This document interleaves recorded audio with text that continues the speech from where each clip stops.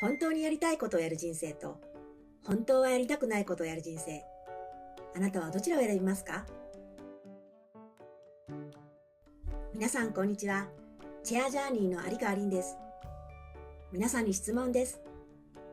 本当にやりたいことをやる人生と、本当はやりたくないことをやる人生。あなたはどちらを選びますか？もちろん、本当にやりたいことをやる人生を選びたいですよね。でも、現実にはどうでしょうか？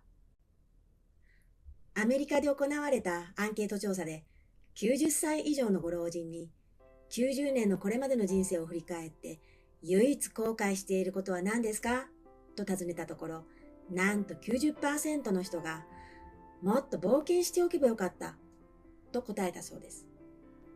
皆さんこの結果をどう思いますか？このままの生き方を続けると、あなたは人生最後の日にどんな気持ちになるでしょうか？もし5年後も10年後も今と同じ生き方を続けたら、人生の最後の瞬間に後悔することになりませんか？あの世にはお金も家具も服も家も持っていくことはできません。だからこの世で財産を失うことは本当の不幸ではありません。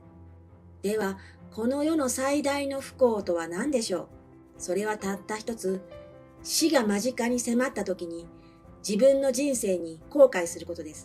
死ぬ前に後悔することこそ最大の不幸です。しかし、それを避ける方法がたった一つだけあります。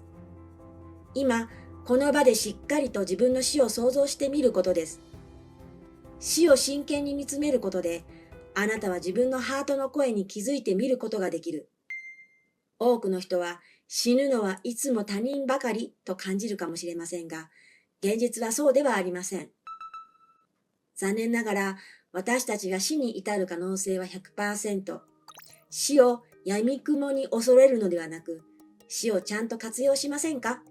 自分はいつか死ぬ身であるという事実から目をそらさずに、この命を何に使おうかと日々心を練ってみませんか？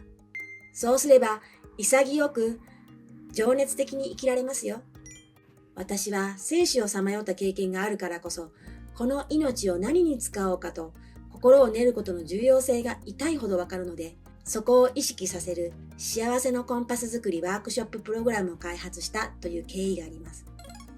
さて、今日あなたにプレゼントするコンパスは、死を見つめることで本当の自分を見つけるです。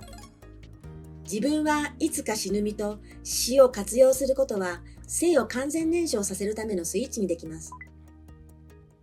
最後に、チェアジャーニーの法則、自分をご機嫌さんにするワークです。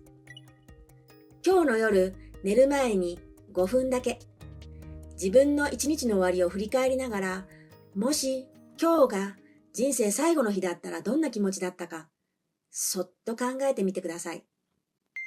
その気持ちを感じることで、明日への新たなエネルギーが湧いてきませんか？いつか死ぬ身であることが心の奥深くに落ちたとき、人は本当の気持ちを取り戻すんですよ。今日もチェアフルな一日を。